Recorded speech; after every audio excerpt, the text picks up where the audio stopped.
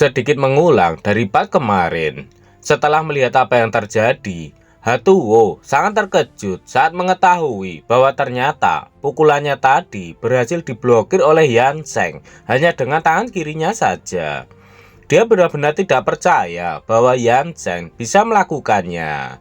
Setelah itu, Yansen mulai bergerak menendang tubuh Hatuo dengan tanpa melepaskan tangannya. Dan setelah dilepaskan, tubuh Hatuo terlempar jauh hingga membentur dengan keras di sebuah pohon. Tentu saja serangan seperti itu tidak akan bisa langsung menghabisi monster seperti itu. Hatuo terkejut. Bagaimana mungkin seorang manusia biasa memiliki kekuatan yang sangat dahsyat? Dia menduga kalau Yanseng adalah zombie soldier, tapi Yanseng tidak terasa seperti zombie. Tiba-tiba, Yanseng menghilang yang membuat Hatuo kebingungan. Bahkan gadis itu juga baru sadar kalau Yanseng telah menghilang dari sampingnya. Gadis itu memberikan isyarat kepada Hatuo kalau dia juga tidak mengetahuinya. Tiba-tiba, tanpa disadari oleh Hatuo, sebuah senjata sudah ditodongkan di kepalanya. Dan itu adalah Yanseng. Aku akan bertanya sekali saja. Apa sebenarnya yang dimaksud dengan zombie soldier itu?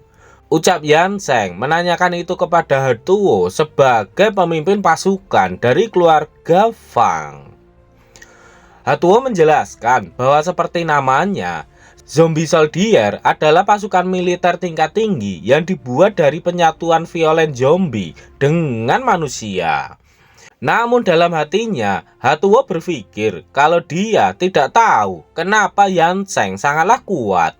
Tapi dengan memberikan informasi kepadanya, Hatuo yakin kalau dia bisa mengalihkan perhatian Yanseng dengan informasi itu. Selama dia tidak menembak batang kepalanya, Hatuo akan punya kesempatan untuk melawan balik. Setelah itu, Yanseng kembali bertanya, siapa yang menciptakan zombie soldier itu? Tanpa menutupinya, Hatuo mengatakan jika yang menciptakan zombie soldier itu adalah Fang Wenjing. Dia adalah kepala ilmuwan penelitian lab keluarga Fang. Yanseng kesal karena lagi-lagi semuanya ulah dari keluarga Fang. Hatuo tersenyum. Dia senang karena dia melihat keraguan dalam diri Yanseng. Setelah ini, Hatuo akan lebih membingungkan Yanseng lagi dan kesempatannya untuk menyerangnya akan segera datang. Namun sebelum sempat melakukannya, sebuah peluru berhasil menembus kepalanya. Dia kesal karena tiba-tiba Yanseng menembaknya. Sembari terkapar di tanah, Hatuo berpikir kalau anak muda tidak pernah berbicara tentang pertarungan yang adil. Namun yang membuatnya bingung, kenapa Yanseng menembaknya sebelum dia selesai berbicara. Namun dia beruntung karena tembakan itu tidak mengenai batang otaknya. Sekarang dia akan berpura-pura mati dulu dan dia akan menemukan zombie soldier tingkat tinggi untuk menghabisi Yanseng setelah dia pulih. Namun tak disangka, ternyata Yanseng kembali menembaknya di kepala. Yanseng terus menembakinya tanpa henti. Yanseng melakukannya karena dia sangat benci dengan keluarga Fang yang terus saja membuat ulah. Apalagi dengan adanya zombie soldier itu. Selain itu, Yanseng melakukannya karena dia belum mendapatkan notif dari sistem bahwa Hatuo sudah mati. Yanseng masih saja terus menembaki Hatuo hingga mendapatkan notif sistem. Terlihat gadis berambut merah muda ini ketakutan melihat wajah Yanseng yang sangat menyeramkan ketika melampiaskan amarahnya kepada Hatuo. Akhirnya, Yanseng pun menghentikan tembakannya dan pesan sistem pun memberitahukan bahwa questnya telah terselesaikan. Yanseng mendapatkan 2 poin level up serta ESP barnya telah penuh sehingga dia mendapatkan 1 tambahan poin level up sehingga total poin level up-nya saat ini yang tersedia ada 3. Yanseng bersyukur dengan poin level up yang dia dapatkan. Oleh sebab itu, amarahnya bisa diredakan. Yan Zheng akan menggunakan 1 poin untuk mengupgrade dirinya sendiri dan menyimpan sisanya. Dan setelah di-upgrade, saat ini Yan Zheng sudah berlevel 4. Yan Zheng juga mendapatkan sebuah skill, Point Recycle. Skill ini dapat mengambil kembali poin dari target yang di-upgrade. Setelah diambil, level target akan berkurang. Cooldownnya 24 jam. Melihat Yan Zheng sibuk dengan layar sistemnya, gadis berambut merah muda itu yang tidak bisa melihat layar sistem Yan Zheng, dia bertanya-tanya apa yang membuat Yan Zheng hingga terpana seperti itu. Gadis itu mencoba mencari ke arah Yan Zheng melihat tadi. Yan Zheng mengabaikan gadis itu. Dia berjalan ke arah pasukan yang sudah tewas sembari mengatakan kalau gadis itu sudah aman dan menyuruhnya bergegas pergi dari tempat itu. Yan Zheng memeriksa tubuh mayat itu. Dia mendapatkan revolver, senapan baut, dan jaket taktis. Kemudian gadis itu mengatakan jika dia ingin menyewa Yan Zheng untuk mengantarkannya kembali ke desanya. Namun Yan Zheng menolaknya. Dia tidak punya waktu untuk menjadi bodyguard. Dalam hati Yan Zheng, prioritas utamaku adalah menghabisi zombie lebih banyak untuk mendapatkan poin level up. Aku harus lebih bersiap-siap untuk pertarunganku selanjutnya. Kemudian Yan Zheng berpamitan pergi meninggalkan gadis itu. Namun tiba-tiba Yan Zheng kesal karena ada sesuatu. Ternyata gadis itu menangis sembari memegangi kaki Yan Zheng. Dia terus merengek agar Yan Zheng mau mengantarnya. Gadis itu mengatakan bagaimana jika dia bertemu orang jahat seperti mereka dalam perjalanan kembali ke desanya. Belum lagi kalau ada violent zombie yang bisa kapan saja keluar. Dia benar-benar sangat takut. Agar Yan Zheng mau mengantarnya, gadis itu mengatakan jika dia adalah anak dari kepala desa. Jadi Yan Zheng akan mendapatkan bayaran yang pantas. Tiba-tiba sebuah quest baru muncul, yaitu sebuah quest pengantaran. Isi questnya adalah untuk mengantarkan si gadis berambut merah muda ini kembali ke desanya. Hadiah yang didapatkan adalah 2 poin level up. Setelah melihat quest itu, Yan Zheng berkata dalam hati, "Hah? Jadi tugas realita akan berubah menjadi quest system." Tanpa pikir panjang, Yan Zheng langsung menerima quest itu. Beberapa saat kemudian, Yan Zheng sedang berada di sebuah tempat yang dipenuhi oleh banyak mobil bekas yang sudah tua dan berkarat. Gadis itu heran dengan apa yang dilakukan oleh Yan Zheng di sana. Sedangkan tempat itu berlawanan arah dengan arah menuju ke desanya. Sembari melihat mobil di sana, Yan Zheng mengatakan jika dia sedang mencari sebuah mobil. Gadis itu bingung, padahal mobil-mobil di sana sudah rusak setidaknya 10 tahun. Jadi gadis itu bertanya untuk apa Yan Zheng mencarinya. Yan Zheng tidak menghiraukan apa yang gadis itu ucapkan. Dia hanya berfokus untuk mencari dan akhirnya dia menemukan mobil yang dia inginkan. Setelah melihat lebih dekat, Yan Zheng mengatakan jika ternyata kondisi mobil itu jauh lebih baik dari yang dia duga. Namun si gadis itu benar-benar tak tahu apa yang ada dalam pikiran Yan Zheng. Gadis itu mengejek Yan Zheng dengan mengatakan jika dia tiba-tiba buta dan tidak bisa melihat mesin mobil itu. Namun Yan Zheng menanggapinya dengan santai. Dia malah menganggap gadis itu sangat lucu. Kemudian Yan Zheng memegang mobil itu dan langsung mengupgrade-nya. Mobil itu mengeluarkan cahaya yang sangat menyilaukan yang membuat gadis itu harus menutupi matanya agar dia tidak benar-benar buta. Setelah cahayanya menghilang, gadis itu membuka matanya dan langsung terkejut. Dia benar-benar kena mental setelah melihat mobil tanpa mesin sebelumnya yang telah berubah menjadi sebuah mobil mewah yang sangat cantik. Pesan sistem muncul.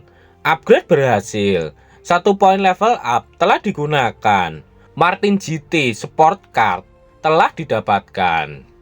Gadis itu masih belum percaya dengan apa yang dia lihat. Dia masih menganggap ini hanyalah sebuah ilusi. Beberapa saat kemudian, Yan Zheng tengah memacu mobilnya dengan cukup cepat. Gadis itu sangat terkesan dengan mobil mewah itu. Menurutnya, selain orang kaya di Dawn City, tidak biasa bagi orang luar memiliki mobil yang berfungsi di apokalips ini. Tapi Yan Zheng bisa mengubah mobil bekas tua menjadi mobil mewah layaknya sulap. Gadis itu sangat kagum kepada Yan Zheng. Tidak hanya menyelamatkan dirinya, tapi Yan Zheng juga memiliki ability yang mengubah sampah menjadi harta karun. Menurut gadis itu, Yan Zheng adalah pahlawan yang dikirim dari surga untuk menyelamatkan semua orang. Yan Zheng yang sedang fokus menyetir, dia pun langsung melihat ke arah gadis itu. Kemudian Yan Zheng mengatakan bahwa dia bukanlah seorang pahlawan, melainkan hanyalah orang biasa yang dibuat gila oleh keluarga Fang. Dan akhirnya gadis itu memperkenalkan dirinya. Dia bernama An Xiaoqi. Tiba-tiba dari kaca spion terlihat sebuah batu yang cukup besar yang meluncur cepat ke arah mereka. Yan Zheng yang melihatnya langsung menyuruh An Xiaoqi untuk duduk tenang dan langsung membanting setirnya ke kanan untuk menghindari batu itu. An Xiaoqi bertanya apa yang terjadi, dan di luar Yan Zheng berhasil menghindari batu itu. An Xiaoqi melihat ke belakang, dia terlihat mengetahui sesuatu. Benar saja, di belakang ada orang yang sedang berdiri. Ternyata itu adalah Violent Zombie dengan level yang tidak diketahui. Ini adalah zombie batu yang dibangun sepenuhnya. Zombie itu kembali mengambil sebuah batu dan melempar-lemparkannya ke atas. Kemudian dengan pemukul baseball, zombie itu memukul batu itu ke arah mobil Yan Zheng. Kembali, Yan Zheng memutar setir mobilnya dengan sangat cepat hingga dia berhasil menghindari batu itu. Akhirnya, An Xiaoqi memberitahukan bahwa Violent Zombie sering berkeliling di sekitar area itu. Yan Zheng marah karena An Xiaoqi tidak bilang itu sebelumnya. Sembari menggaruk-garuk kepalanya, An Xiaoqi dengan santainya mengatakan jika dia baru mengingatnya. Yan Zheng mulai serius. Dia mengatakan jika dia harus segera menyingkirkan Violent Zombie itu karena mereka tidak akan bisa menghindari batu-batu terbang itu terus-menerus karena ada persimpangan di depan. Jadi Yan Zheng bertanya kepada An Xiaoqi untuk memilih jalan yang mana. An Xiaoqi menjelaskan jika jalan yang kanan tidak terlalu buruk, tapi akan sedikit berbatu di tengah jalan, yang mana akan memperlambat mereka. Sedangkan yang kiri adalah ngarai yang besar, tapi jembatannya baru saja rusak. Setelah mendengar penjelasan dari An Xiaoqi, Yan Zheng langsung memacu mobilnya dengan cepat, dan Yan Zheng memilih jalan yang kiri yang menuju ke arah jembatan. An Xiaoqi mengatakan jika pilihan Yan Zheng tidak benar, sebab di sana ada jembatan rusak di ujung jalan. "Ayo, kita mati bersama," ucap Yan Zheng dengan wajah yang menyeramkan. "Woi, kau sudah gila ya? Cepat, buka pintunya. Biarkan aku keluar," teriak An Xiaoqi yang panik setelah mendengarkan ucapan dari Yan Zheng. Namun Yan Zheng hanya tersenyum saja melihat An Xiaoqi panik. Dia sudah berjanji kepadanya bahwa dia akan membawa An Xiaoqi kembali ke desanya. Jadi Yan Zheng tidak akan membiarkan An Xiaoqi turun di tengah jalan. Zombie itu masih saja terus mengejar dan melempari mobil Yan Zheng dengan batu hingga mereka hampir sampai di jembatan. Walaupun sudah tahu jembatan itu rusak, namun Yan Zheng terus menambahkan kecepatan mobilnya yang membuat An Xiaoqi sangat ketakutan. Namun beda halnya dengan Yan Zheng. Dia tersenyum dan mengeluarkan tangannya. Seketika itu jembatannya langsung cepat kembali utuh. Panel sistem muncul. Jembatan rusak telah di-upgrade. Anda telah memperoleh jembatan utuh. 1 poin level up telah digunakan. Benar saja, jembatan yang tadinya rusak kini sudah kembali utuh. Sekali lagi, Ansioki takjub melihat kehebatan Yansheng yang bisa memperbaiki jembatan yang rusak menjadi baru lagi. Setelah sampai di ujung, Yansheng menginjak rem dengan kuat dan memutar mobilnya. Lagi-lagi, Ansioki bingung dengan apa yang ada dalam pikiran Yansheng. Bukannya pergi dari sana, Yansheng malah berhenti dan malah memutar mobilnya menghadap ke arah zombie itu. Yansheng bikin ulah lagi. Dia mengeluarkan tangannya dan berteriak menyuruh zombie itu agar mengejarnya. Zombie itu kembali mengambil batu dan bersiap memukulnya. Namun saat hampir memukulnya, gerakannya dihentikan akibat goncangan pada jembatan itu. Jembatan itu pun runtuh dan membuat zombie itu terjatuh ke bawah. Pesan sistem muncul. Jembatan utuh telah di-downgrade. Anda telah memperoleh jembatan rusak. Poin recycle selesai. 1 poin level up didapatkan. Poin level up tersedia 1. Ansioki lagi-lagi kena mental. Dia tak percaya kalau Yansheng bisa menghabisi violent zombie begitu saja. Namun Yansheng mengatakan jika bar ESP-nya tidak berubah. Jadi dia yakin kalau violent zombie itu belum mati dan dia tidak akan bisa menghabisinya dengan mudah. Ansioki tak tahu apa yang dimaksud dengan bar ESP itu.